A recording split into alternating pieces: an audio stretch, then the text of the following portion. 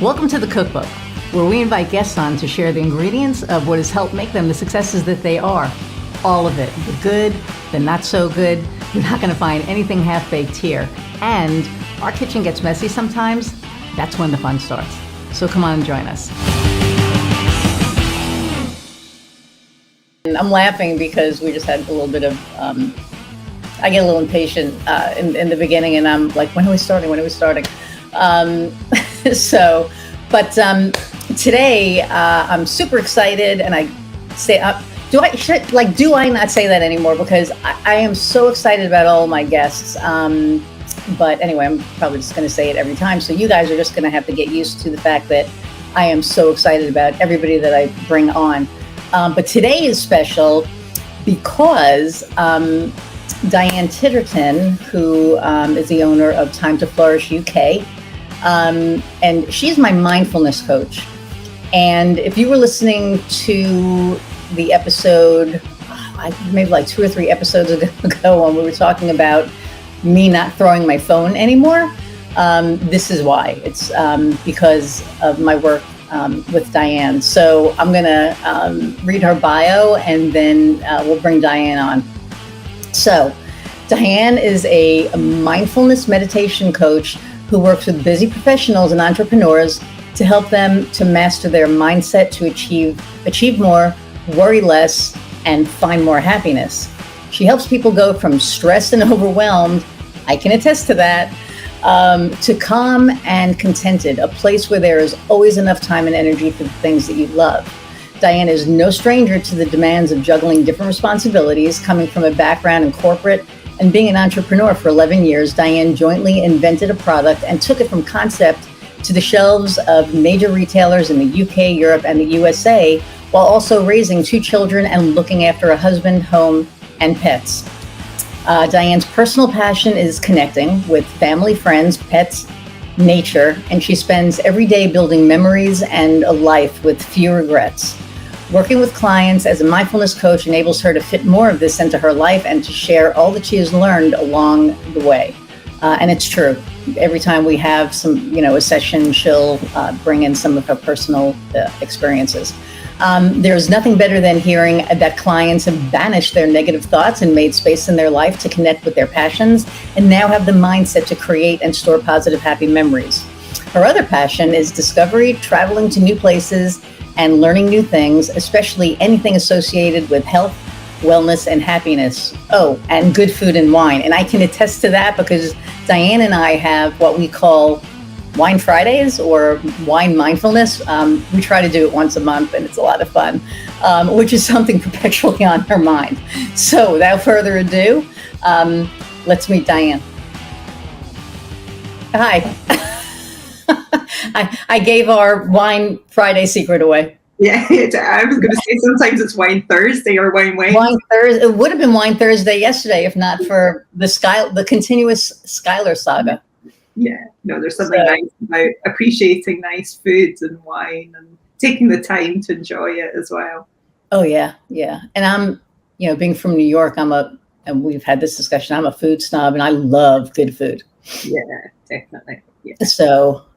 So since we didn't do Wine Thursday yesterday, I know that did you have one for me like I asked you to? No, I didn't actually. In the end, I didn't. I decided I was going to save it up for tonight and do Wine Friday.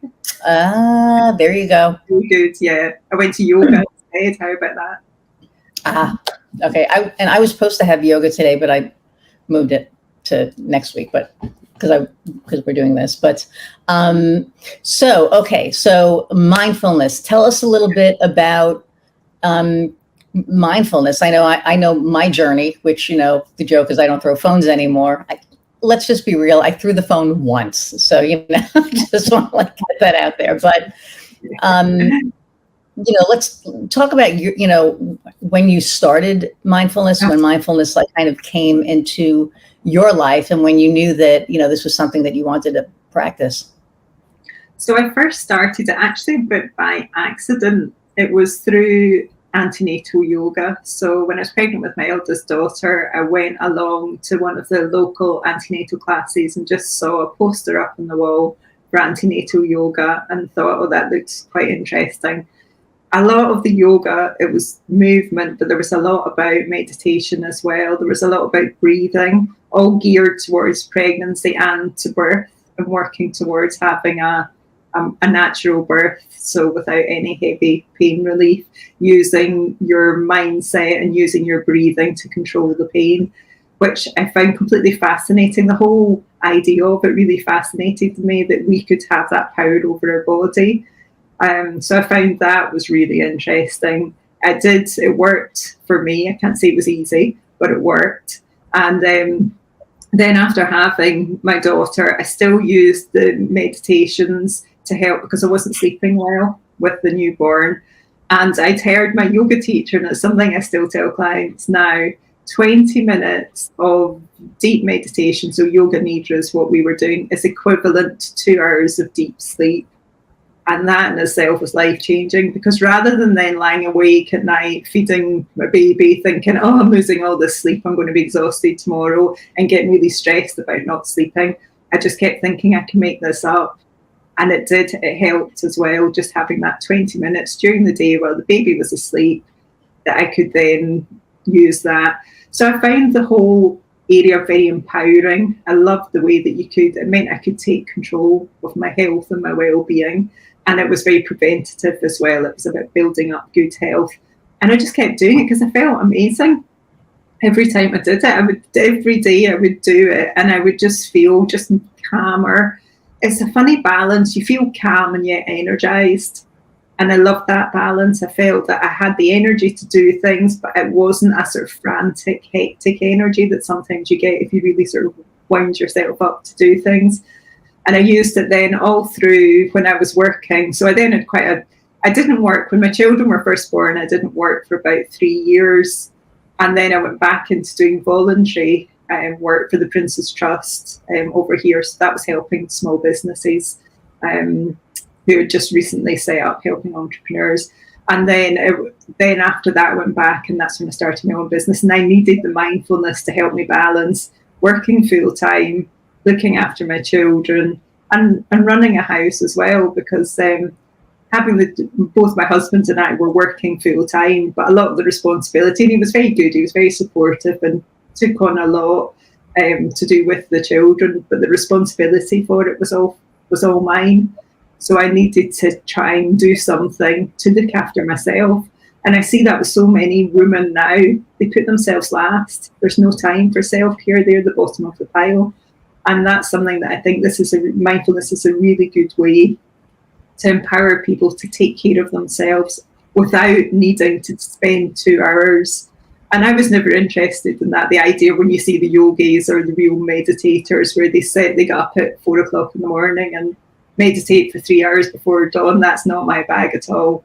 I wouldn't even sit on the floor. I like to be comfortable in a chair. This is definitely Western, easy mindfulness. Right. That you have me doing is whenever we're always, and it is easier, right? It's easier because I don't know. I mean, I find it easier. And in the mornings when I do get to meditate, I have that little, the doggy bed in the bathroom that I sit down on and, lean against the tub and do my mindfulness or my meditation there when I get a chance to do it. But yeah, and I'm still doing it now. Well, I'd say every day as much as I can. I'll do meditation on a daily basis, and I know when I've not done it. I think that's the difference you notice when you haven't done it. See, and that's the point that I want to get to, is where I'm doing it so consistently. You had this thing for May that the May challenge to do mindfulness and meditation every day.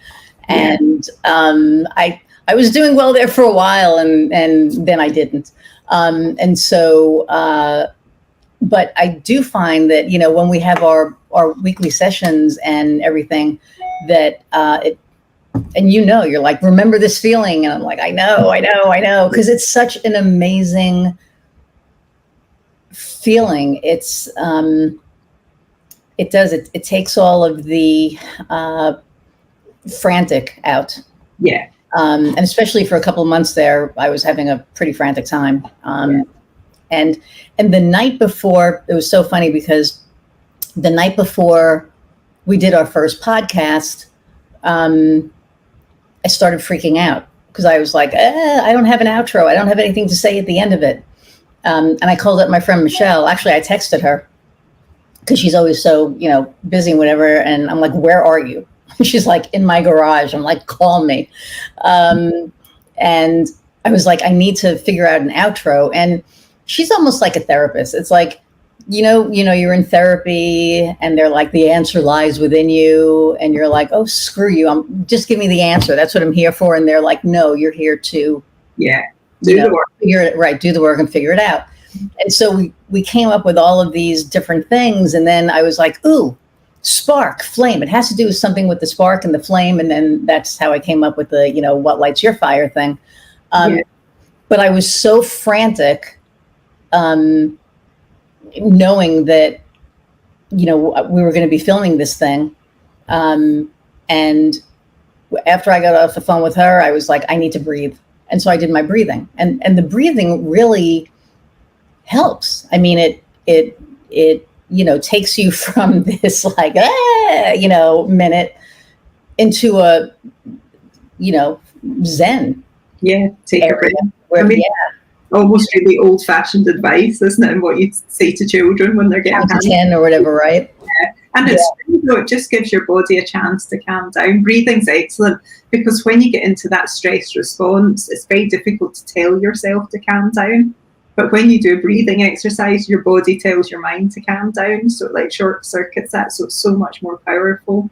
You're sort of going in at it the other way. Then your body calms down, and then your body just sends all the signals up to the brain that, we're safe, we're okay, and then you can calm. But apparently the fastest way to calm your body down is to lie completely flat on the floor. Yeah, you were saying that, or the bed or something. And I did that. When did I do that? Was that last week? Something was going on. I can't remember. And I was like, oh, wait. She said to lay down. So I laid down. Oh, it was something with Skylar, with her eye. Yeah. And I was just like, that has just been so incredibly stressful, but I think we're finally getting there. But for those of you listening or just listening now, Skylar is our 1-year-old puppy, and she's just had a hell of a time with her cherry eye. Anyway, it's been stressful. But I got home and I closed the door because I knew if I didn't close the door, I was going to have puppies on me. And I lay there for, I think, like 10 minutes, and I just kind of sunk into the bed and let that energy go. And it was amazing. It was just like so freeing, and you almost feel the stress leaving your body and like going into the mattress, right? It's just like it was pretty cool. Yeah, that's a good visualization to use actually as you're doing it, to imagine that coming out. That just adds to it, doesn't it? You get extra power. Yeah, for sure. Yeah. So what, gosh, I know you've been doing this a while. What made you become an entrepreneur? Like, what was the impetus for you to be like, I just want to. I think I've always wanted to be an entrepreneur. I can remember when I was very young, my gran was one of 4 girls, and they were also born in the 1920s, early 20s, maybe even a bit before that. And I can remember all the stories about these 4 very strong, independent women, which was quite something in those days, because I was hearing those stories in the sort of late 70s. And one of them had had her own business, and the other one had travelled the world. And I was just so inspired by all these stories. And I always had this urge to have my own business. First of all, I wanted to have like something like a coffee shop, or to do something along those lines. But I ended up I love business. So I studied business at university, or college as you call it, running university. So I did business economics. And I remember discovering that and thinking, this is so easy. Why have I wasted so many years trying to do things like maths and science when business is just common sense? I was like, this is amazing. I can do this without even really trying. So that was great when I discovered that. So it was business economics and marketing that I did, and loved that. And I went into corporate afterwards. I took a very sort of normal sort of route from university, then into a graduate training program, from there, and went a big blue chip and worked there for about 6 years. And I loved that, actually. I loved corporate. I learned a lot. It was a great time to go in and work in corporate. And I think it's taught me a lot of skills that I still use now in my business. Working for a big organisation, you had to get used to things like processes, all the red tape, recording things, and sort of going through all the sort of the project management, meeting management, taking minutes, agendas, all these things actually are quite good discipline to get in and to have for your own business. So I loved that at the time, but I knew it wasn't what I wanted to do forever. And when I left, so the way it worked, I actually ended up spending 6 months in the US, in Portland, in Oregon. The company I worked for had merged with another company in Oregon, Pacificor, and went over, and I worked on the transition team over there for 6 months. And that was amazing. I loved that.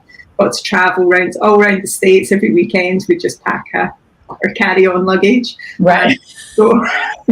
And just go and see all these amazing places. So that was fantastic. But then at the time, just as I was getting married, actually returned and got married, and my husband got offered a job down. I'm from Glasgow in Scotland, and he got offered a job in the Midlands in England. So at that stage, we knew we were wanting to have a family. So we thought, I'll stop work, we'll have our kids quickly. And thankfully it all worked out. And then I didn't work for 3 years while I had my 2 children, 16 months apart. So it was quite that was the sort of the decision I'd taken. I'd rather take a bit of time out, end it completely with them, but then to be able to go back into work, because I think I was always quite ambitious to go back. And when I went back, I started off doing voluntary work, and then it was because I was then helping other entrepreneurs. So that was what role I was in. I was advising them, and I remember thinking, I want to be them. That's what I want to be doing. And I thought, hang on, if I'm advising, someone trusts me and has employed me to advise someone else, they obviously think I've got the skills and the capability to do it. So I've just got to go for it. So at that stage, I then went about looking for the perfect business and what was I going to do as my business. So I had a friend out in Hong Kong. So I flew out to Hong Kong, stayed with her. We went into China. There was a massive import-export fair every year in China. So we basically spent 2 days going around this fair looking for products that we could import to the UK. But it was really disappointing, actually, because it was all the products that you see in department stores, supermarkets, all the retailers. There was nothing new. There was nothing different. So I knew that there's no way me as one person, even like teaming up with my friends out there, the two of us couldn't do it economically. We couldn't make it pay and compete against supermarkets and big retailers. So that was a bit of a non-starter. And as these things do work out, fate intervenes, and I found myself sitting next to someone at a dinner party the following week, having dinner with them. And she said she just had an idea for a new product.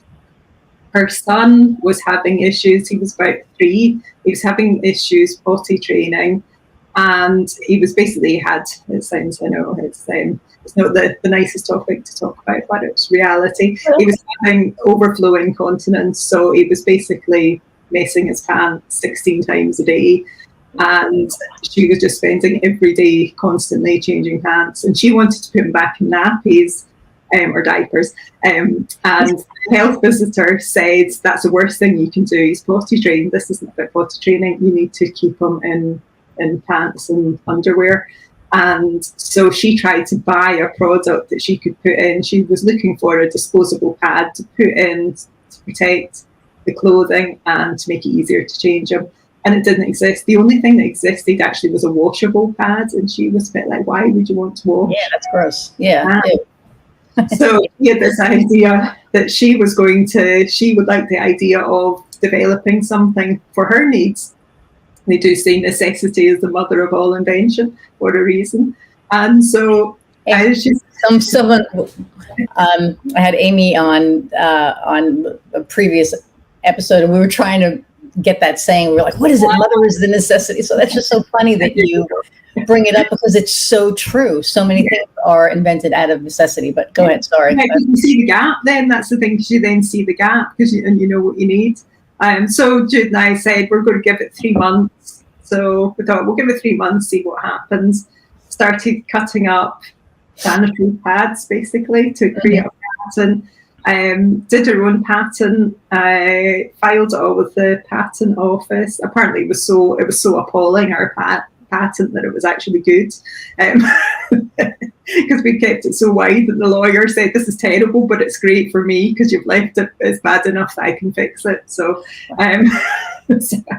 but we just got started, and 3 months later, we said, "Right, we're going to keep going. We're going to give it another 3 months," and we ended up, I think it was about a year later, getting some funding to develop it all, to get to proof of concept stage, and then we tested it and managed to get some investment from a company, managed to find a manufacturer, and started developing the product. Then took it to the retailers in the UK first of all. I managed to get listing with, at one stage we had all 5 of the major retailers that we managed to get listings with. And we continued that business for, it was 11 years all in all. Actually, we went through another round of funding, so we had quite a considerable amount of funding. We went to Europe, so we were selling in South Africa, we were selling in Ireland, we were selling mainland Europe through Amazon. So how did that look as far as, because you came up with the concept? Yeah. Right? So did that become like almost a corporate atmosphere again? Except when you guys running it, or were you running around selling the product, or how did that? So it was really, Jude and I were the only 2 full-time employees, and we decided that we wanted to set it up that way. We didn't want a big operation. So what we did is we actually employed a lot of other mums that were on maternity, or that had kids and didn't want to go back into corporate. And I think this is a huge untapped market, because there's so many professional women that find it difficult to juggle having kids and working. So they end up leaving because I think it's getting better now, but at that stage there wasn't a huge amount of opportunity for flexibility in the workplace. Right. So we recognised that there was a huge amount of people we just knew in our own network around the school gates that were actually incredibly talented women, very capable, very driven, to get their work done between 9 and 3 and to be back to pick the kids up from school. So a lot of our business was actually based on building a network of these kind of people. And then we had like marketing companies, we had lawyers, we had our manufacturer also distributed it. So all the operations were outsourced as well. So our main role was really managing everything and doing the selling. So going in and speaking to buyers and the retailers, managing the investors as well, because that was a full-time job in itself. Oh, yeah. Raising investment and looking after them, making sure that we were delivering on what we'd said we would. Wow, that sounds like a movie. That sounds like it should be a movie, right? I mean, 2 women, come up with this concept, and then they bring it from concept to market, and these moms, moms are working from home, helping. Yeah. It was amazing actually, because my children never actually realised that I worked, because they used to say, "Oh, mum doesn't work because she's there to pick us up after school." And it was this perception that I was a stay-at-home mum. There was people at school. I remember speaking to some of the other mums at school. They didn't realise I worked, and so I'd spend the day like speaking to corporate buyers, going to London, pitching to investors, Shark Tank style, and then get back and standing at the school gates. And it was quite bizarre. I quite liked that. Wow. Okay, this should be, anybody listening out there, we need to make a movie out of this. I'm just going to throw that. Well, I have to say, actually, because like any great movie, then it all turns, because we did actually have a huge amount of bad luck. And that ended up really was where we recognised that we'd taken the business as far as we could. Our investors were amazing. They invested a lot of money, but the trouble, what we did, a bit of an issue, and that we were a victim of our own success because our product, it was for potty training as well, but it actually worked a bit too well. So the product would help accelerate potty training. And so people would only buy one box and it would work, it would fix their problem. So we didn't make it. That's like when I managed myself out of a job once. Yeah, I kind of. So that was a little bit, but that was a bit of an issue. And also it was a very competitive market. So there was a huge amount of competition. So the buyers expected us to be doing continual discounts. So there wasn't a lot of margin in it. The nappies, the diapers are very much commoditized over here. So we had to compete against that. So it was quite harsh market conditions for us. And we were a small supplier. It was a niche product. Whereas you think diapers, people are in them for 3-4 years. They were only in them for 2 weeks. And there was a huge amount of education needed as well because of the churn in the market was so much. So we had to spend a huge amount on marketing. And actually it worked. We did a TV commercial and we got a sort of 3 times increase overnight in our sales. It was phenomenal, the success we got from it. But we couldn't keep repeating it. It was just too expensive to keep doing it. Yeah. Well, we did have a lot. And it was a change in habit. And as you know, in marketing, when you're trying to get people to change a habit, you have to work even harder with what you're showing them, what to say. It's not easy. Was it 7 or 10 touches? Yeah. What changes them? So when that ended, because that sounds like just a hell of an adventure, and I knew about part of that, I didn't know all of it. When that ended, did you just decide that you were going to do mindfulness, or did something just kind of? Yeah. So I knew I wanted to do it. I think before that, I knew I wanted to do mindfulness because I'd already recognized that Dry Like Me, the name of the company we were in before, we weren't going to be in that forever. I think as well, I felt it was the entrepreneurial part that really appealed to me. It was the setting something up. I have to be completely honest and say potty training was not my passion. Sorry. Business, setting up a business, inventing a product, going through all the processes, that was my passion. So once it was all set up and we had an operational business, I was a bit like, feel like we've taken it as far as we can. Mm-hmm. We're ready to hand it over to someone else. So I was already at that stage looking forward to what I wanted to do next. And I knew next time I wanted to combine my passion for being in business, having a business, and something I love doing. And the thing that I loved doing was mindfulness. And I had already started, just because I was so interested in learning more about it, I'd already started doing courses and online courses. I'd read so many books, listened to podcasts. So it was a very natural fit and move to then to progress into that. And I started as well, everything I was learning about it, every time I learned something, I thought that could help this person. I know that could help them. That would be really good for them. So I started teaching it to friends on an informal basis and saying, right, come on, you come round and we'll spend a couple of hours. I'll show you this. I'll show you these tools. So I was doing it before I actually made the conscious decision to do it. So as soon as the business sold, I knew that this is where I wanted to be. This is what I wanted to be doing. So I haven't looked back.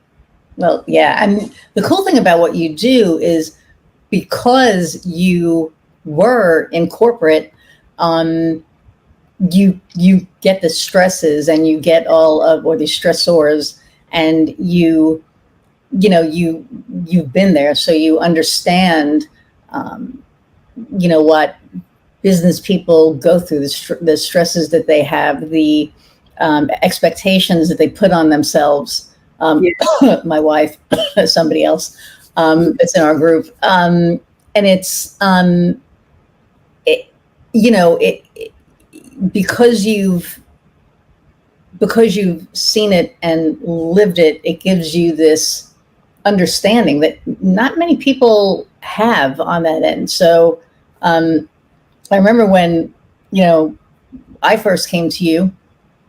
I was for me, it was more personal, I think, than business in the beginning. And then it became business because everything kind of shifted. But, and when I saw how much, you helped me, then we know that, my wife was going through some stuff. And it was like, you need to talk to you.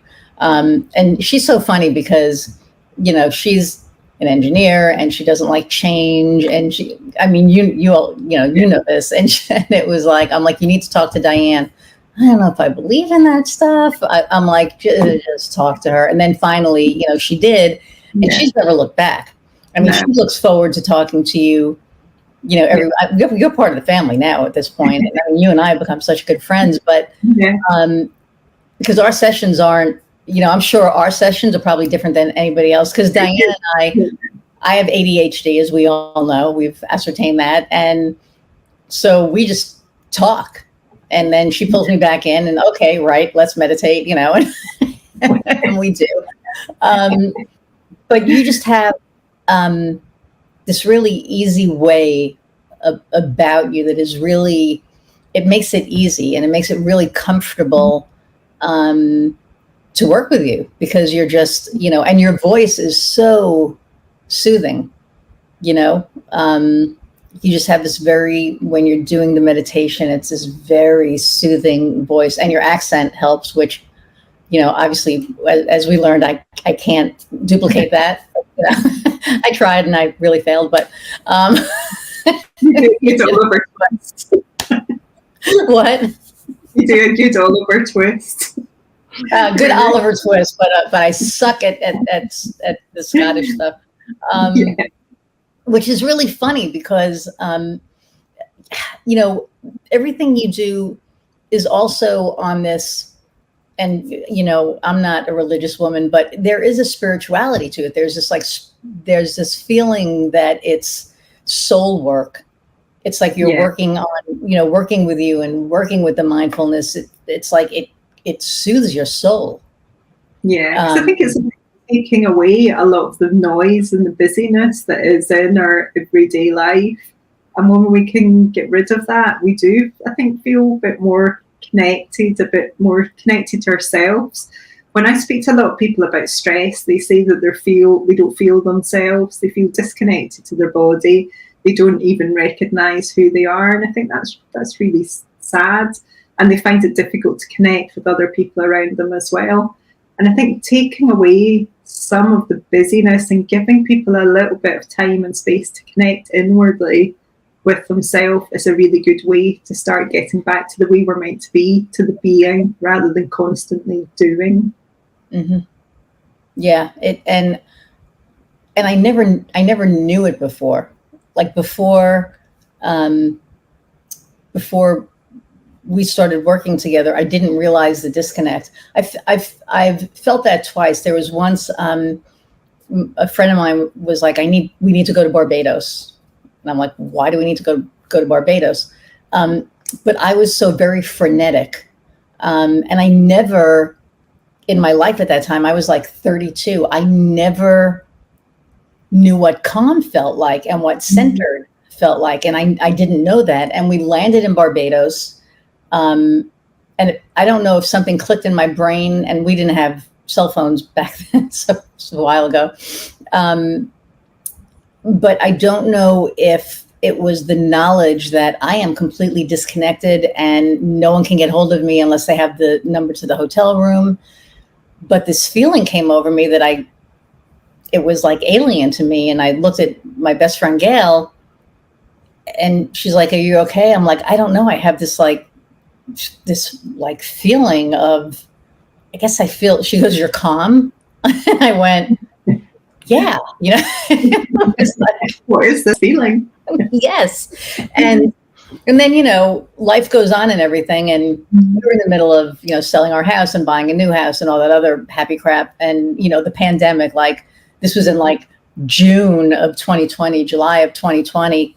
And it was just, I was already out of my mind because I did not do well with the pandemic, being, stuck in my house and not able to go out. And then with all the crap that was going on with the sale of the house and buying a new house and everything, it was just it just got to be too much. And then I hit that fateful moment when I threw my phone, on the ground. And I think it it probably took a good, like, 3 months.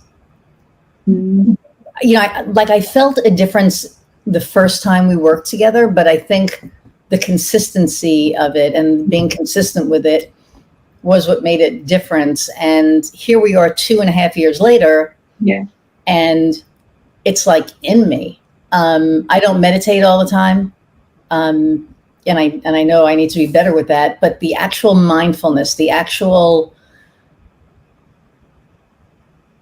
practice that when I get so pissed off at something, instead of it ruining my whole day or my whole week, I give it 90 seconds. Yeah. Or I give it 10 minutes, 10 minutes if it's something really, whatever, but I control it. Like, it doesn't control me anymore.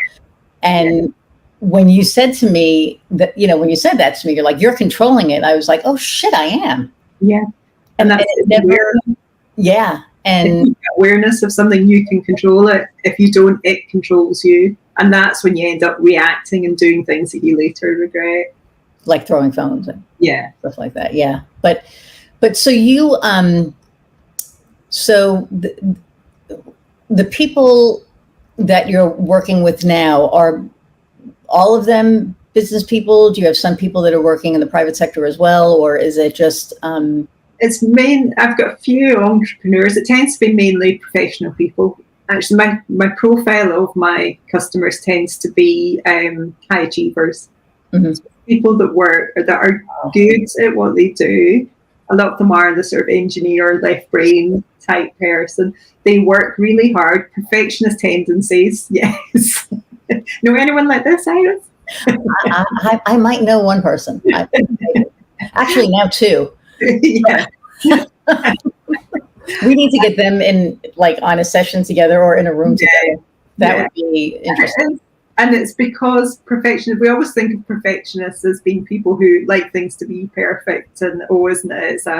It's a blessing that you're a perfectionist. But actually, it's really hard, because being a perfectionist means you're going above and beyond what is good for you, putting yourself in harm and in danger, and not knowing how to look after yourself because you're striving, and you're causing yourself a lot of suffering because of what's going on in your mind.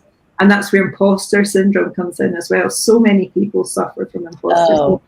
And that's like the phrase this year is imposter syndrome. That's just like the buzzword, and it's so true. It's when we doubt ourselves, right? And we're like, all the stories we're telling ourselves. And again, like you were saying about, it's if we don't have awareness of those stories that are going on in our mind, and we keep repeating them over and over, and every time we repeat them in our mind, we believe them, and that belief gets stronger, and we cause even more suffering to ourselves. It's completely unnecessary, and we're using up so much energy as well. Yeah. So it's a lot of, I work with a wide range of ages as well. I thought originally that it might be younger people, but actually a lot of older people have exactly the same issues. And it's really interesting. I remember there was one particular day last year, I went into school, worked with a group of 15-year-old girls in a school, and then did a session with an older man who was in his late 50s. And the things I talked about were exactly the same to both of them. Wow. Both struggling. And it's all about what goes on in our head, those negative thoughts, on all this, the self-talk, what we tell ourselves, the stories we're telling ourselves. And if we can master that, we take away so much unnecessary stress, anxiety, suffering, and free up all this energy for all the good things, and start to rewire ourselves for positivity. Because we are naturally biased towards negativity. That's what keeps us safe. That's what makes sure we don't take unnecessary risks. And that's okay. And I think part of the trouble is we still have the same equipment that our ancestors that were roaming around the plains of Africa hunting and gathering. It's the same equipment. So you think if you buy a 2,000-year-old house, the roof's going to leak. There's going to be some issues. Right. With our equipment. It's true. I mean, new home ownership. Anyway, that's story. We can't scrap it and start again. We've got to just work with what we've got, and we are. Yes. So but understanding that, and what I find with a lot of people I work with, when I can explain the reason you feel like that is because your brain is thinking this and it's trying to keep you safe and it's doing this for this reason. And when they realize that, they think, oh, I'm normal. I can understand it. But now that I know that, that puts me in control, and I can listen to that. I can accept what's going on, but I decide how I'm going to respond and whether I actually listen to that or not. So I think it's hugely empowering, and that's what I love doing. I love seeing people losing some of that negativity, losing some of that worry, the stress, and actually then being able to have a bit more self-confidence as well in themselves. Yeah. And going for things. So not worrying if they make mistakes, if things aren't perfect. I mean, it's okay, because we're all, I remember we did that emotion wheel, right? Yeah. And it was like, how did you feel 3 months ago? How do you feel now? How did you know, feeling negative? How do you feel? And when you see that, I remember when, I saw it on screen, it was like, wow. Yeah. That, some of the negative and the positive are really, intertwined. And I think the best part about the mindfulness practice is that you regain power over your time and over your emotions. Because what happens, we're in a situation where, and we've all been there, right? We all get angry. And some of us, let it ruin our week. Like I remember oh my God, something would piss me off and it would take me like 3 days to shake it easily. And I would be cranky and I'd be like, whatever. And, and it affects your home life, because, I have a wife who works all day long, 40 minutes drive to work, 40 minutes, drive home. And then when, she deals with a whole bunch of shit all day long, and when she gets home, and then here I am all frustrated, she doesn't get away from all of the stress, right? And I really worked hard to get to the point that when she comes home, that she comes home to calm, not to more stress.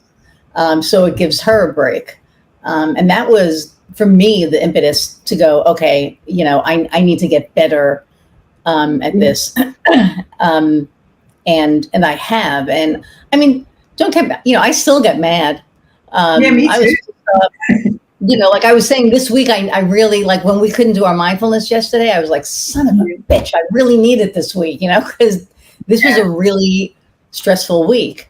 And that's okay. I think it's okay to get mad. It's okay to be angry. Mm-hmm. It's using that and channeling it. Mindfulness isn't about taking away all the negative emotions and saying we've got to be nice, we've got to be kind, we've got to think nice thoughts about everyone else. That's nonsense. We're human.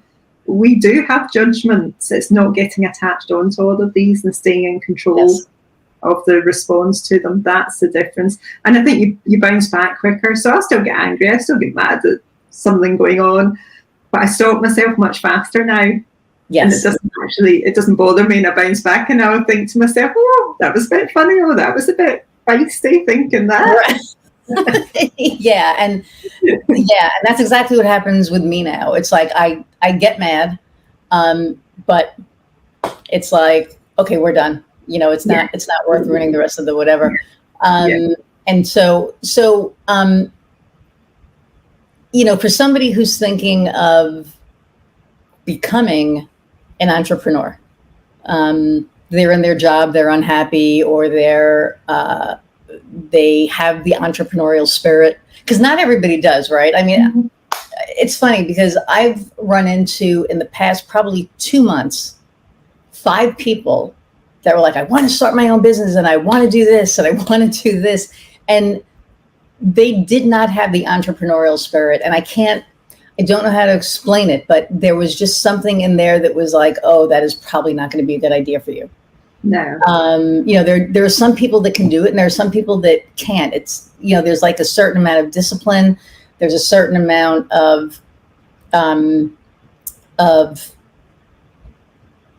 what's the word?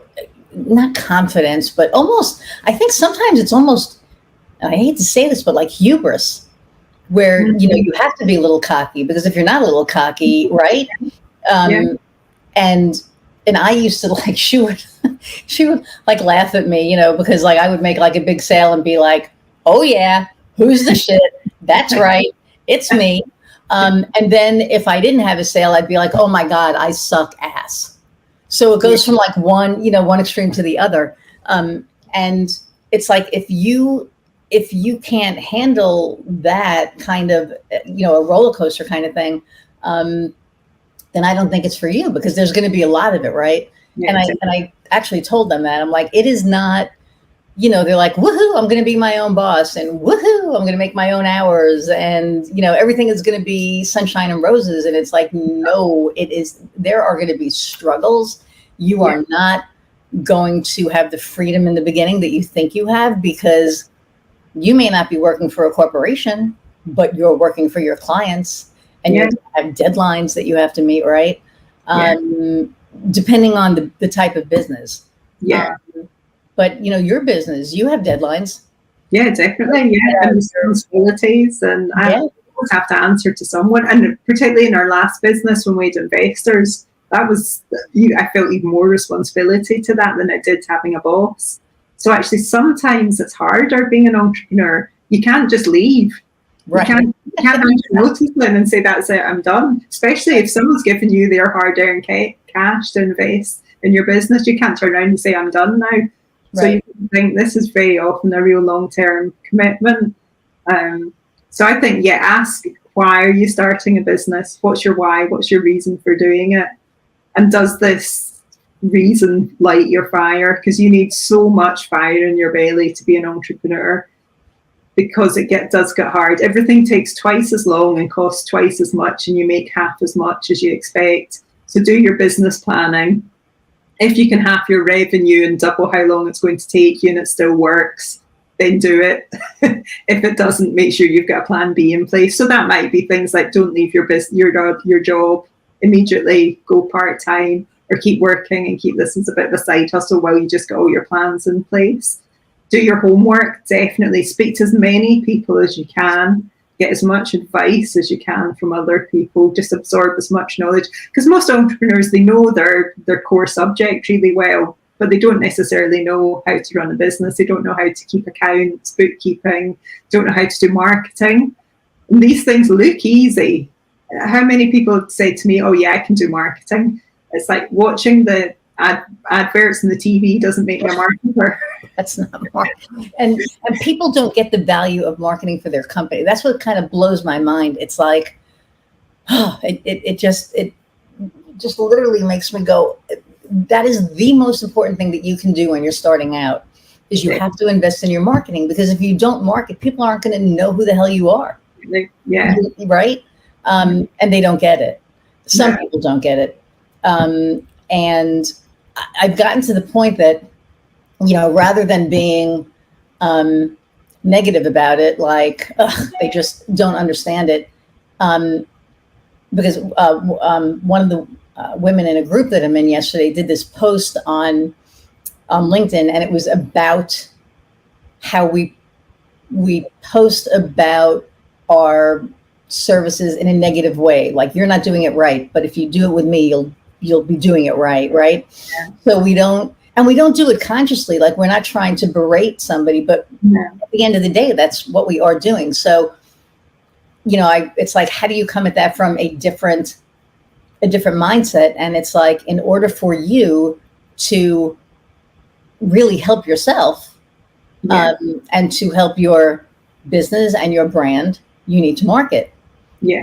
Because when you market, then people, if you market correctly, people will see you, they will hear of you, they will get to know your product and you, especially if you're an entrepreneur and it's a small business, they're going to want to work with you. It's like, I do videos on LinkedIn, and I need to get back into it. I'm going to start doing that again next week. But when I was doing those videos, and the same thing with you, people want to work with you.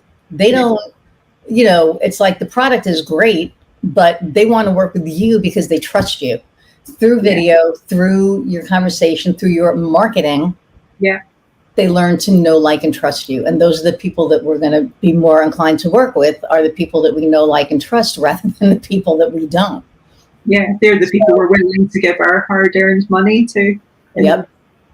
And that's where, and I guess that's what the point of marketing is, that people choose you and they're willing to pay above what they'll pay other people as well. Right. And it's value. It's like an investment. But any service, I think for any small business, any service that you use to help your company, whether it's marketing, traditional marketing, digital marketing, whatever it is, it's an investment. And when you look at it as an investment as opposed to an expense, everything changes. Yeah. Because now you're investing into your business. The $20 lunch that, you may do once a week for a year, 20 times, 52, that's a couple of $1,000, right? Yeah. You take that and you put it towards, one piece of marketing, for your company. I think the stat is you're supposed to take 10 to 15% of your profit and put that towards marketing. And then I saw something else the other day that was really funny. Somebody said, did you know that 86% of stats are made up? Which I thought was awesome. But so, take that with a grain of salt. But you should, whether it's 10% of your profit or whatever it is of your profit, you really should take, a piece of that and put it towards, your marketing. And even before that as well, I think there's something to be said about investing your revenue, even if you're not making profit. The fastest way to make profit is to invest in marketing to grow your profit. Because I think that's a mistake we made in our last business, actually, with hindsight, looking back. We waited too long before we started doing major marketing, before we started employing big marketing agencies and doing campaigns. If we'd done that from the beginning, we would have got more traction, we would have grown faster, and we could possibly have ended up making more money and making a bigger company. Yeah. But, we can argue the fact that mindfulness is an investment in yourself, right? Yeah. So marketing is an investment in your company. Yeah. Mindfulness and, the work that you do is an investment in ourselves. Yeah, definitely. And it is. Yeah, particularly for entrepreneurs, because you are the business. If you can't work, if you can't think clearly, that's the equivalent of if you're a baker, your oven breaking down and you can't cook. I mean, it's that serious. If you're only your business is only as healthy as you are as an entrepreneur. Yeah, 100%. And what I love about that is, and even if you're not an entrepreneur, let's say you're a CEO, let's say you're a COO, you're in the C-suite, you have a high profile, job. If you're a mess, one of my other guests said it, if you're a jerk in real life, you're going to be a jerk in your business, right? So when we do the work on ourselves, that comes out in our business. And when we invest in ourselves, I mean, here's the thing, one of the people that we were on a call with, was like, I feel guilty to take the time, to do this for myself. And I'm sure my wife probably feels like that on some level. But the whole thing is you need to invest in yourself. Yeah. Because we have, especially if you're an entrepreneur, you can have a team or whatever. But if it starts at the top. Yeah. So if you're unhealthy, your organization is going to be unhealthy because all of that toxic crap that's in you is going to filter down. I mean, it all, comes down from the top, right? So, but if you're in this place of mindfulness and, calm, and you can make decisions proactively instead of reactively. Yeah. And you can come from a place of empathy. I think it changes everything. Yeah, you've got much more focus, much more clarity. You're far more productive as well. Mm-hmm. If you're being mindful, you're far more likely to understand what's the most important thing for me to do, the most important task, and you're more likely to get it done. And a lot of these are the skills we need as entrepreneurs to be able to make those decisions for ourselves, to know which direction, what decisions we want to make. When I work with people, a lot of the time it is they haven't got enough confidence in themselves to make decisions. If that's you as an entrepreneur, that's going to cripple you. Yeah. So, for those listening, and I know the answer to this, and I would, recommend you like 1,000 times over. Why should somebody who's listening, who's considering mindfulness, use you as opposed to somebody else? I'd say probably because I've had a wide range of experience. I understand a lot of the stresses and strains in the business world and doing things like bringing up children. And so I've got a lot of empathy with people for that and can share my personal experience. But also the fact I've done all the legwork for this. I understand that nowadays people haven't got time to spend hours learning this. They don't need to know why mindfulness works. They just need me to tell them how it works and to give them the tools to actually make it work. I can remember at university, one of my favourite lecturers, he told us that he was going to teach us the most important skill we would ever gain in our life, and that was to distill information. And he did, he taught us it well, because he used to throw all these massive papers at us every week and make us read the whole thing. And then he used to test us on it every single week.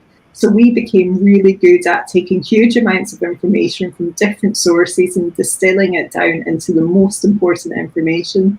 And that's what I aim to do for my clients.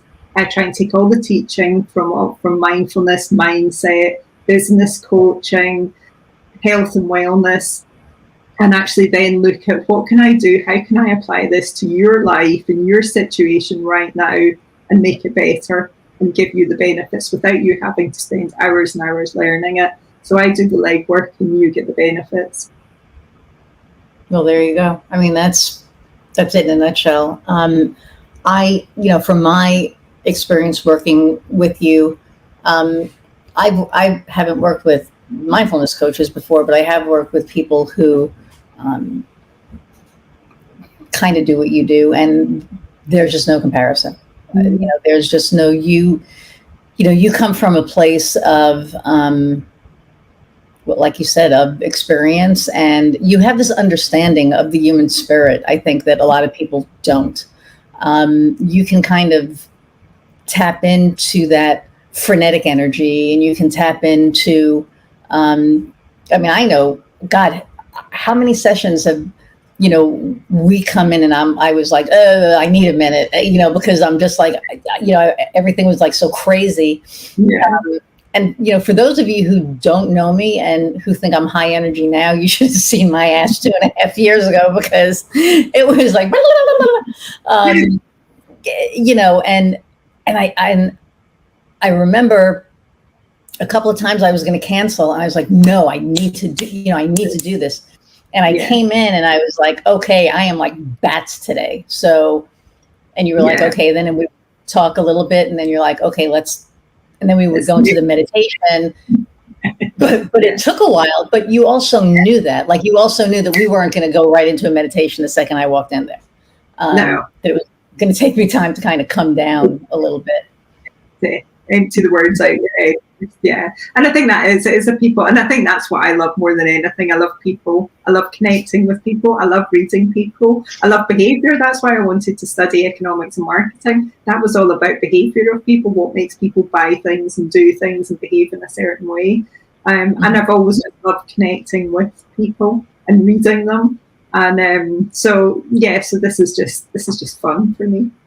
Yeah, and you're just so good at it. It's like, if anybody can calm me down, you need to be working with Diane. I'm just going to tell you that right now. But the fire in your belly, because that's what makes you so amazing, and that's what makes you you. And I think you never want to lose that. But if you could burn it out, you would lose it, because you'd lose some of that energy. So this is a really good way of keeping that energy really high, but still sort of manageable. Because I think it's a fantastic quality to have, and that's what keeps you motivated and keeps you achieving so much. So it's not about changing you. at all. That's never anything that I would have ever wanted to have done.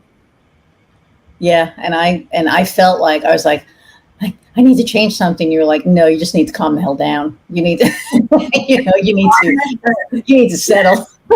It's using it though, isn't it? It's using that, because it's very difficult to do the other way. If you've got someone that's got no go about them and they're actually really subdued, it's really difficult to get someone to work up. So actually it's easier to detune. Yeah. Oh yeah. I mean, whatever you've done with me has worked. So, and I'm still we're all a work in progress, as we were talking about before. Like, if you guys could have been a fly, what we may end up doing is, because there's so much stuff that we do before we actually like start, recording, usually before and after, we may just do some like behind the scenes or some things that you guys haven't seen. So you can see the real insanity that goes into making this, and the real insanity that is me. But really, I mean, I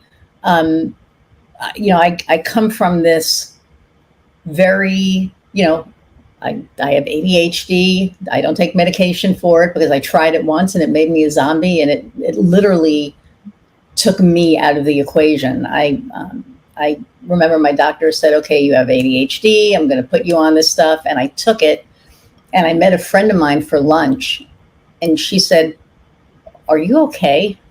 And I was like, yes. Why? And she's like, you're really talking slowly, and are you sure you're okay? And I was like, no. And I remember, I went home because I had like 2 more meetings scheduled for that day, and I didn't want to do them because I wasn't myself. Like, I completely, and I called my doctor, and I was like, I don't know what that was, but I think it was Adderall or something. I don't know, but I'm not ever taking it again. And she said, you may lose your focus. I was like, I've been going this many years without it, and I've been doing just fine. So, okay. So the last question that I ask everybody is, what lights your fire? Like, what's the one thing that just fires you up? And it can be anything. It doesn't have to be work. It doesn't have to be, it's just like the one thing that just kind of, your main passion. Like, what is that? Connecting with people, just being with other people, connecting with them, and just chatting with them, loving them, being loved. I think that's what we're all here to do, and building memories from that. Because I have this theory that the one thing we can take from this world is memories. And actually, I want to be taking with me some really great memories. And I think that's probably is where the heaven and hell comes from. Heaven is when you take with you lots of positive memories and continue to enjoy those rather than all the negativity. And the main memories I have, when I look back in my life, the memories I have are of connecting with other people. And that's what I love doing, that feeling of being with people and just having fun and enjoying their company, preferably over nice food and wine, traveling, meeting old friends out in nature. I met my old school friend yesterday, and we went walking around these woods, and that's amazing. Connected, there's nothing more special than connecting with old friends as well. So yeah, that's definitely what lights my fire, and that's why I think my purpose, the reason I am here, is to connect with people, to love and be loved. And if I leave this world knowing I've done that, I will be so happy. Wow, that's why I love you so much. Is you're just you do connect, and you don't just connect with the person, you actually connect with, like, I feel we're soul connected. I feel like, when we first met, we had that instant, it was like, okay, we're, going to be friends for life. You're going to be in my life forever. I already know this, but you connect on such a different level than other people do. And I think that's phenomenal. So, cool. Thank you so much for doing this and for being here. Love speaking to you. I could sit and just full day. I know. I'm looking and I'm like, oh, it's an hour and 4 minutes. Shit. I mean, we're going to edit it a little bit, but so people don't.